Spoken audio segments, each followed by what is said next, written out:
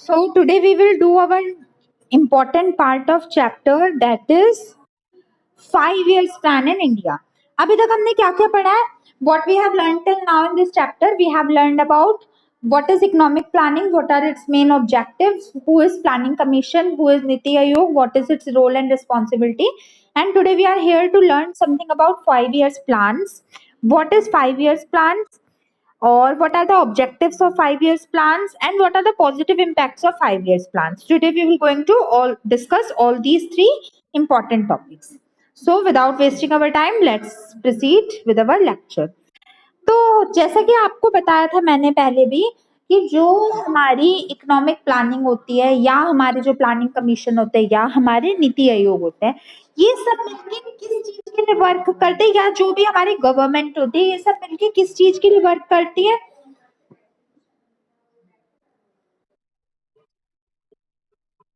along with to frame the 5 years plans of a country. कभी आपने एक बात सोची है कि 5 years पे सिर्फ 5 years क्यों प्लान रखा गया? ये 1 year plan, 2 year, 4 year, 10 year कुछ और नंबर क्यों नहीं हो सकता? Why only 5? तो फिर क्या आपके दिमाग में आंसर दिया?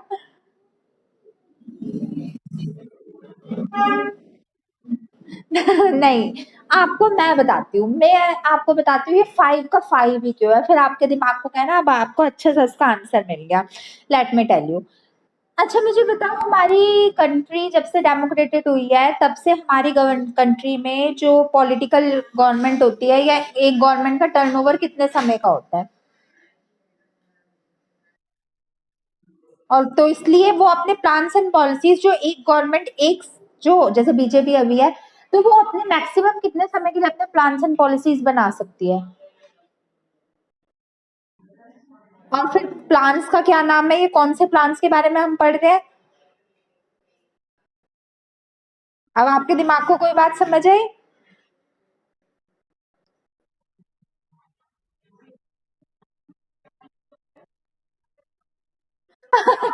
ये तो रूल है, ये तो रूल है, क्योंकि ये तो जैसे जब भी डेमोक्रेसी बनी होगी, पंडित जवाहरलाल नेहरू मान लो जो हमारे फर्स्ट प्राइम मिनिस्टर थे, तो तब किसी ने बनाया होगा जो उनकी मर्जी होगी।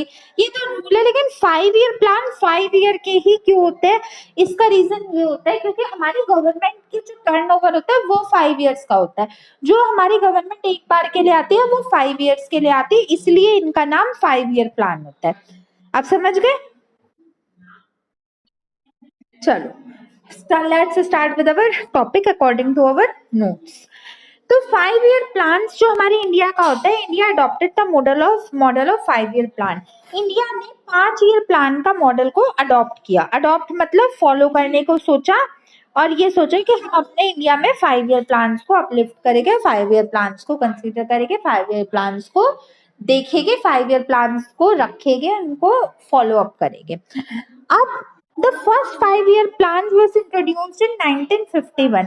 फर्स्ट जो हमारा 5 year प्लान है वो इंट्रोड्यूस हुआ था 1951 में।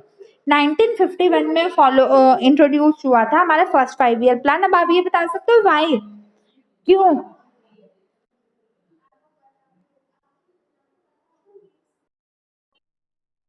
कि 1951 में ऐसा क्या हुआ था कि 5 year प्लान हमारे बनने शुरू हुए थे, या 5 year प्लान 1951 से क्यों बनने स्टार्ट हुए थे?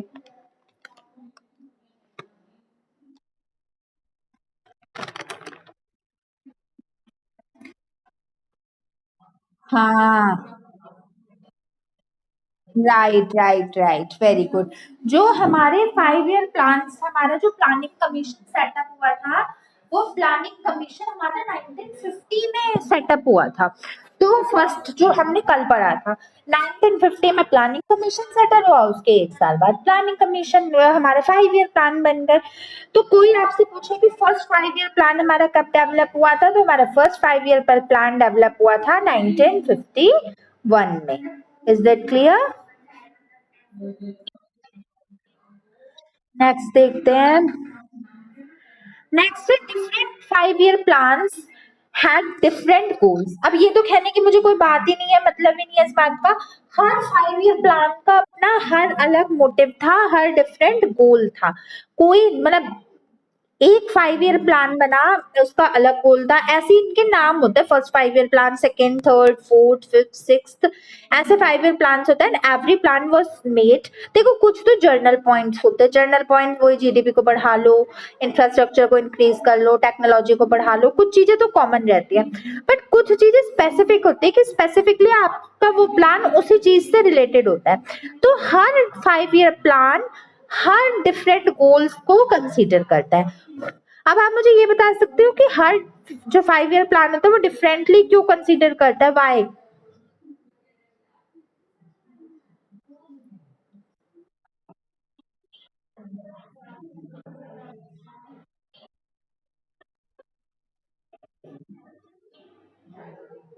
अच्छा, और इसका कोई अगर हम और एग्जैक्ट आंसर सोचे तो क्या हो सकता है?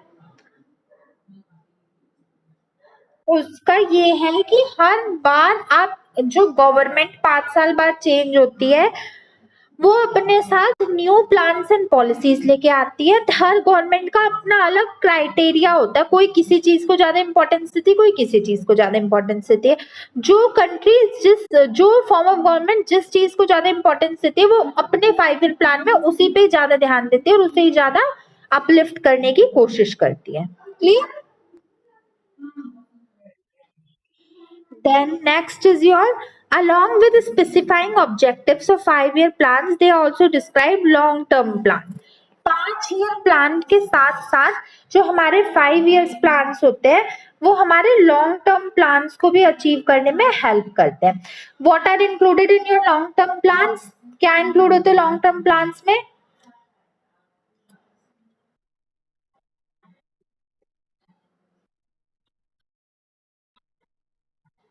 मैक्रो होते हैं। देखो, अब मेरी बात जो मैं कहने जा रही हूँ ध्यान से सुनना। एक बार एक 5 ईयर प्लान आया, अप्लाई हो गया, गवर्नमेंट ने बनाया, अप्लाई हो गया, गवर्नमेंट चली गई, प्लान चेंज हो गया 5 साल बाद, दूसरा प्लान आ गया। कुछ तो मैंने आपको अभी भी बता दूं उसमें स्पेसिफिक बातें होती है कि भाई देखो स्पेसिफिकली ये इसी चीज के लिए बना है, ये स्पेसिफिकली इस बार का प्लान इंडस्ट्रीज में हेल्प करेगा, इस बार का प्लान एडुकेशन में हेल्प करेगा, कुछ तो वो बातें होती है। एक बात बताओ, गवर्नमेंट चेंज हो गई, न्यू 5 ईयर प्लान आ गया, लेकिन जो पहले 5 ईयर प्लान की सक्सेस हुई है, जैसे जो उसके सक्सेस पॉइंट हुए, क्या वो दूसरे 5 ईयर प्लान में खत्म हो जाएगा? अगर सपोज को इंडस्ट्रीज में कुछ अपग्रेडेशन हो, क्या वो अगले बार आने के बाद वापस खराब हो जाएंगे?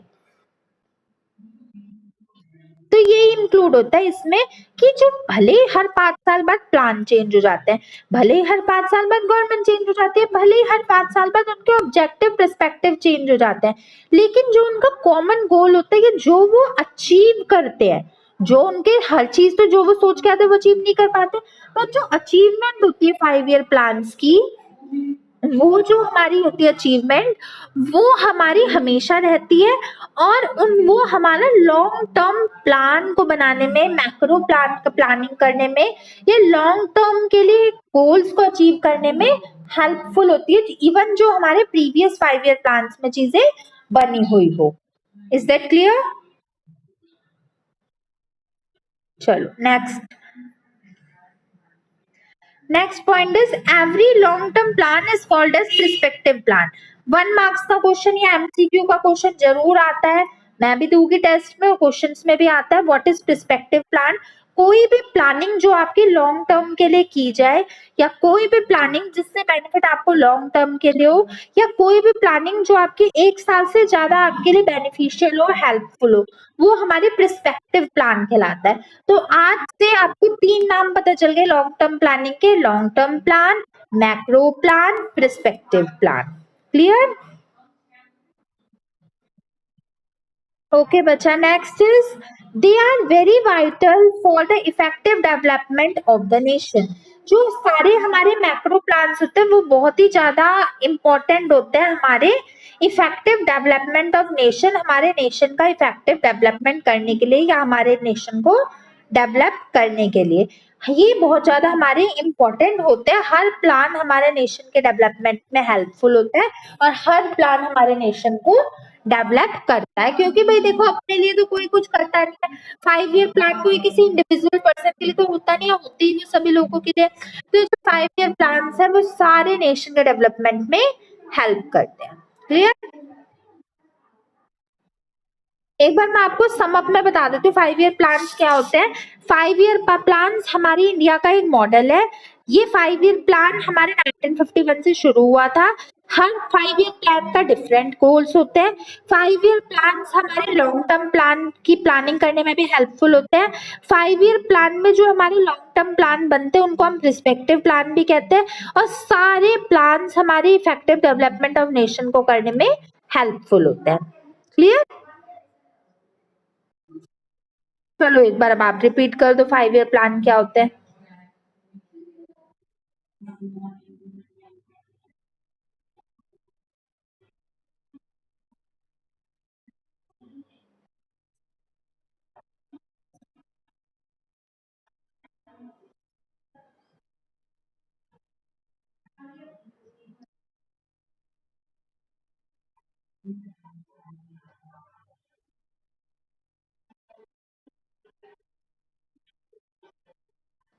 Very good. और ये इन सब का क्या मेन मोटिव होता है? करेक्ट। चलो अब हम ऑब्जेक्टिव्स पढ़ते हैं, उद्देश्य 5 ईयर प्लान के। बहुत सारे मैं आपको एम्स बताऊंगी 5 ईयर प्लान के, कि 5 ईयर प्लान क्यों बनता है, उनके क्या एम होता है। आप एनी 8 कर लेना इनमें से।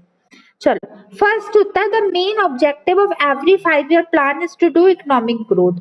ऑफ कोर्स कोई भी हमारा 5 ईयर प्लान बने उसका जो फर्स्ट एंड फॉरमोस्ट इम्पोर्टेंट जो उसका कह सकते हैं मकसद होता है, या सबसे पहला जो उसका इम्पोर्टेंट गोल होता है वो होता है उसका इकोनॉमिक ग्रोथ को अचीव करना, अपने इकोनॉमी को डेवलप करना, इकोनॉमी को स्ट्रॉन्गर बनाना, इकोनॉमी का डेवलपमेंट करना, इकोनॉमी की ग्रोथ करना। This is the first objective of every 5 year plan to get the economic development, yeah, to do the economic growth is the first objective of 5 year plan.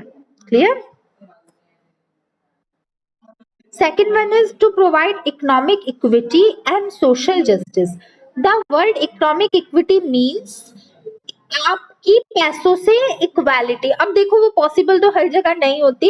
आज के जमाने में भी the richer are becoming more richer and the poorer are becoming more poorer.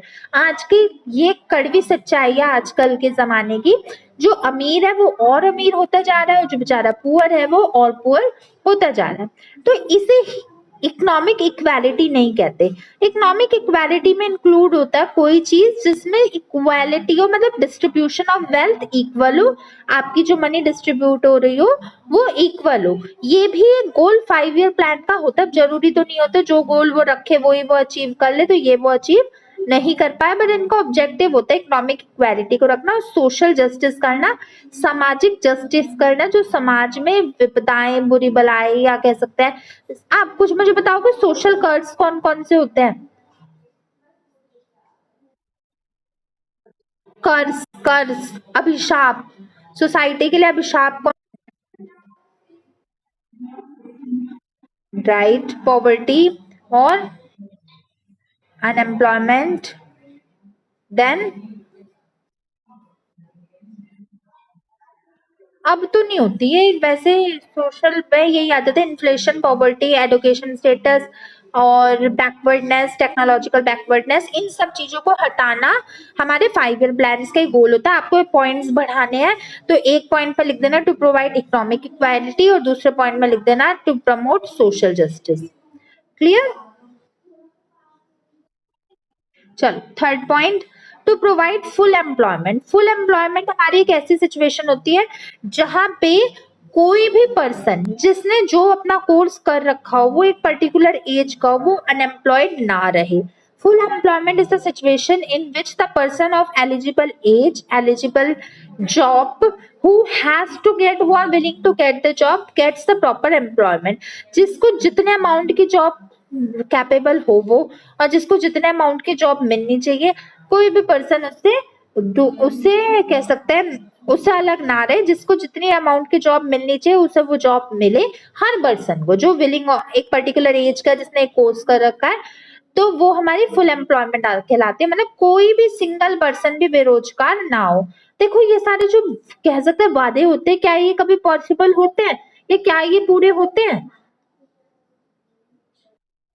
कभी नहीं पूरे होते। बस ऑब्जेक्टिव रखते हैं, मानने को तो कोई कुछ मान लो मैं कह दूं मैं कल को पूरे देश की पीएम बनोगे, अब बन थोड़ा ना सकते हो, कोई भी कुछ मान लो, मानने का क्या होता है। तो ये भी चीजें बस मान लेते हैं, अब अचीव हो या ना हो इनकी मर्जी।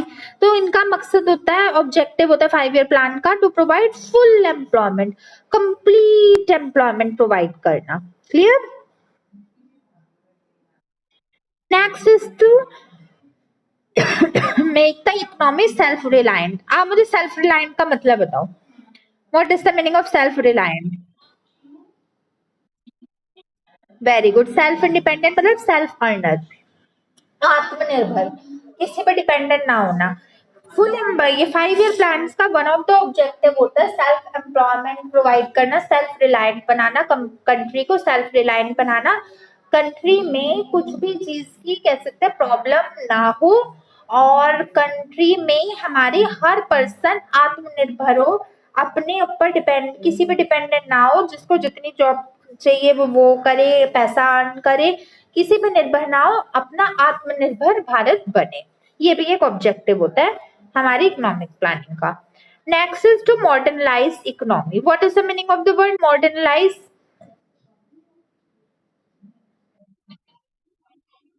Very good, very good. Technological upgradation आता है मॉडर्नाइजेशन में, समय के साथ बदलाव। आपको ये पता है change is the rule of law, मतलब बदलाव, समय के साथ बदलना रूल ऑफ लॉ होता है। अगर आप समय के साथ नहीं बदलोगे तो पीछे रह जाओगे, पिछड़ के रह जाओगे। You have to change with the passage of time. अगर आप चेंज नहीं होगे then you won't be able to succeed in your life, और आप कुछ भी अचीव नहीं कर पाओगे।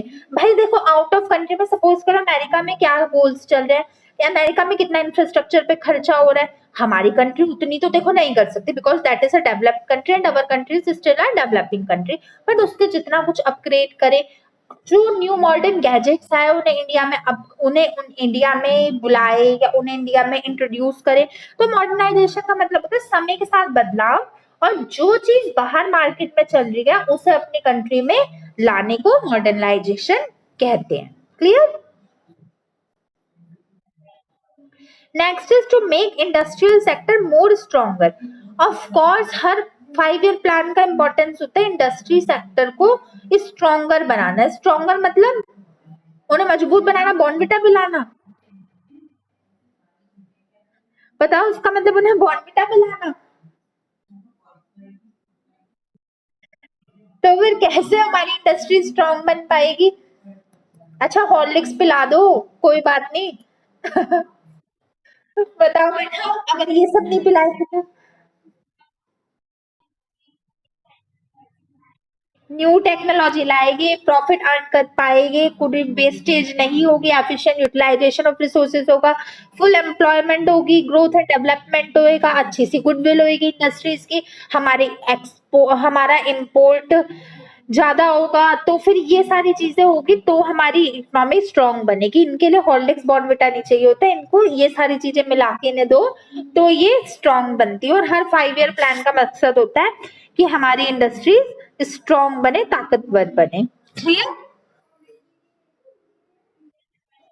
Next is to support specially small scale industry. देखो 3 काइंड की इंडस्ट्री होती है, लार्ज स्केल, स्मॉल स्केल और मीडियम स्केल। जो पर्सन लार्ज स्केल इंडस्ट्री खोलते हैं जैसे अंबानी वगैरह, उनको तो फर्क पड़ता ही नहीं, डूब जाए तो डूब जाए, कोई बात नहीं, उनके पास तो ऑलरेडी इतना एक्सेस पैसा होता है। जो मिडिल स्केल खोलता है वो एवरेज एवरेज होता है, चल कोई बात नहीं, लॉस हो गया तो उन्हें बहुत ज्यादा फर्क नहीं पड़ेगा, लेकिन थोड़ा बहुत पड़ेगा, चलो कोई बात नहीं। एक होता है small scale industry. Small scale छोटे छोटे वर्कर, छोटे छोटे प्रोडक्शन करते हैं, वेरी वेरी लेस प्रोडक्शन। अगर उनको लॉस हो गया तो वो बेचारे नहीं झेल पाएंगे, उनके पास, क्योंकि वो अपने सारी मेहनत को लगा ही अपनी इंडस्ट्रीज में देते, they won't be able to achieve anything. तो स्मॉल स्केल इंडस्ट्री को स्पेशली सपोर्ट करना। पहले में तो हमने पढ़ा इंडस्ट्रीज को स्ट्रॉन्गर बनाना, उन इंडस्ट्री में से भी स्मॉल स्केल की सबसे ज्यादा हेल्प करना, स्मॉल स्केल को सबसे ज्यादा स्ट्रॉन्गर बनाना। देन नेक्स्ट होता है export promotion, import promotion. Import promotion, यहाँ पे एक्सपोर्ट की बजाय इम्पोर्ट कर लेना। इम्पोर्ट प्रमोशन करना हमारा, ताकि ज्यादा से ज्यादा हमारा इम्पोर्ट हो सके। अगर इम्पोर्ट ज्यादा होगा तो हमारी कंट्री की वेल्थ बढ़ेगी, जीडीपी, जीएनपी सब बढ़ेगी। इम्पोर्ट प्रमोशन कर लेना, आप इसे कट करके इम्पोर्ट कर लेना। ओके बच्चा, then next is to seed beds for large scale industries. Seed beds for large scale industry, कितनी अच्छी लाइन है। क्या मतलब वो सीड बेड्स का मतलब?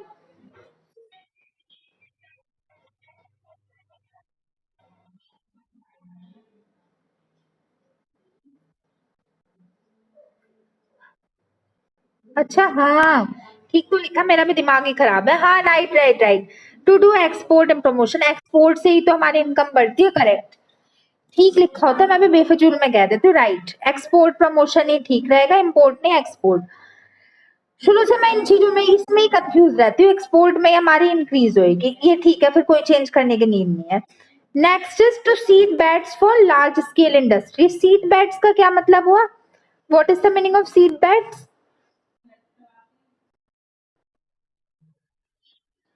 नहीं, लार्ज स्केल इंडस्ट्री में को बढ़ावा देना, लोगों को मनी प्रोवाइड करना, फाइनेंस प्रोवाइड करना, ताकि हर पर्सन लार्ज स्केल इंडस्ट्री खोल सके। क्योंकि देखो, स्मॉल स्केल इंडस्ट्री से स्मॉल प्रॉफिट होगा, मीडियम स्केल इंडस्ट्री से कंट्री का मीडियम एवरेज का प्रॉफिट होगा, और लार्ज स्केल इंडस्ट्री से हर कंट्री को बहुत ज्यादा फायदा होगा। तो सीड बेड्स का मतलब उनको प्रोवाइड करना, फंड प्रोवाइड करना, ताकि वो लार्ज स्केल में अपना प्रोडक्शन कर सके। Clear? Next is to show flexibility. Flexibility show करना, अपनी इतनी रिगिडनेस शो ना करना कि भाई जो एक बार हमने प्लान्स बना दिए कोई चेंज ही ना कर पाए। कुछ ऐसे प्लान्स बनाना जो चेंजेबल भी हो। नेक्स्ट ऑफ कोर्स इंफ्रास्ट्रक्चर में डेवलपमेंट करना, इंफ्रास्ट्रक्चर को इम्प्रूव करना। इंफ्रास्ट्रक्चर में हमारे सभी आ जाते हैं, hospitals, education, schools, plan, policies, इनको अपग्रेड करना भी हमारे 5 ईयर प्लान का ही एक वन ऑफ द ऑब्जेक्टिव होता है। Next is to provide financial assistance. Financial assistance का मतलब प्रॉफिट, प्रॉफिट जनरेशन में हेल्प करना, ज्यादा से ज्यादा प्रॉफिट जनरेट कराने में हेल्प करना, और ज्यादा से ज्यादा फाइनेंशियल पोजीशन को कंपनी की stronger banana.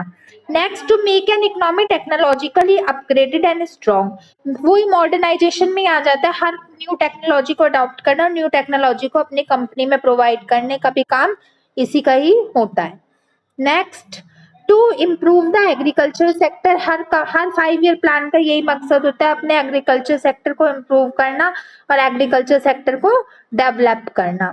Last, to develop GDP. Of course ये हर एक जगह हम पढ़ते हुए आ रहे हैं कि इनका प्लान होता है जीडीपी को बढ़ाना, जीएनपी को बढ़ाना, national income of the economy को बढ़ाना। ये सारे काम करना ही मेजर मोटिव होता है हमारे इसका 5 ईयर्स प्लान का।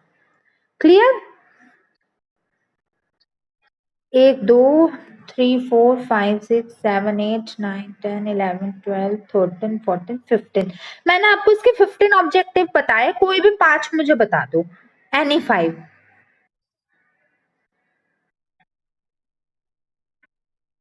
हाँ जी, राइट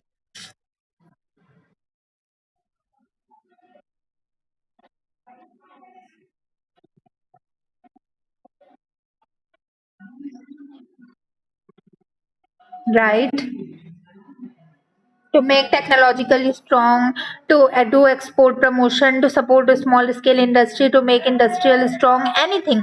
को कम से कम 15 में से 7 8 तो लर्न कर ही लेना, ठीक है। लास्ट जल्दी देख लेते हैं, हमारा लास्ट है positive impact of 5 year plans. 5 year plans के क्या पॉजिटिव इम्पैक्ट से क्या उसके फायदे होते हैं, मतलब फायदे होते क्या, उनके प्लस पॉइंट निकल के आए हैं। पहला पॉइंट होता है, all the many of the plans goal set by the plans were not fully met. भले ही जो आपके प्लानिंग की थी 5 ईयर प्लान ने वो फुली ढंग से कभी भी अचीव नहीं हुई, there were yet several There, there were yet several economic sectors that still saw large increase in their output due to it only। इनका मतलब है कि भले ही इन्होंने जितने वादे किए थे या जितना इनका डेवलपमेंटल गोल था उतना तो डेवलपमेंट नहीं हुआ, उतना तो इंक्रीमेंट नहीं हुआ, फिर भी काफी ऐसे सेक्टर्स है जिसमें ग्रोथ देखी गई है due to 5 years plans. Clear? Next, अब ये याद रखना आपको, areas like capital goods increased by 158%। जो कैपिटल गुड्स का एरिया था वो 158% इंक्रीज हुआ है। कंज्यूमर गुड्स,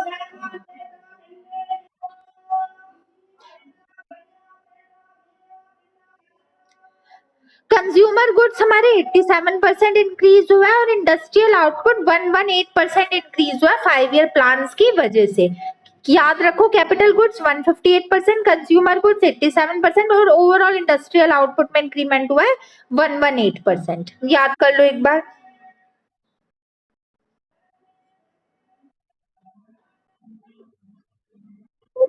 अब मैं आपको क्या लगता है आज पूछूंगी? बिल्कुल नहीं। कब पूछूंगी? हाँ, ताकि भूल जाओ। Next is growth rate was also improved. जो ग्रोथ रेट हुई है वो भी इम्प्रूव्ड हुई है। Improvement in high growth in agriculture sector, agriculture sector बहुत ज्यादा इम्प्रूव हुआ है। इकोनॉमिक इनइक्वालिटी जो थी, सोशल इनजस्टिस थी, वो भी कुछ हद तक रिमूव हुई है। एग्जाम्पल वो चाइल्ड मैरिज और सती सिस्टम ले लो, कुछ हद तक at a great extent improve हुई है। Clear?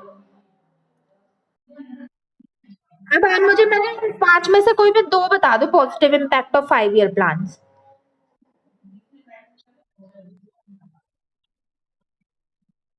English, English, English.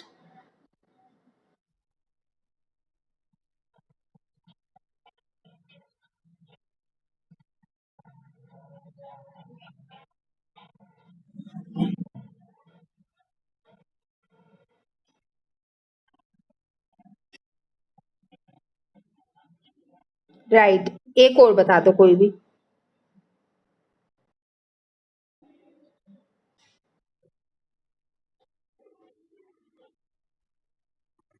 Very. तो आज में स्क्रॉलिंग कर लो एक बार, कोई डाउट हो तो।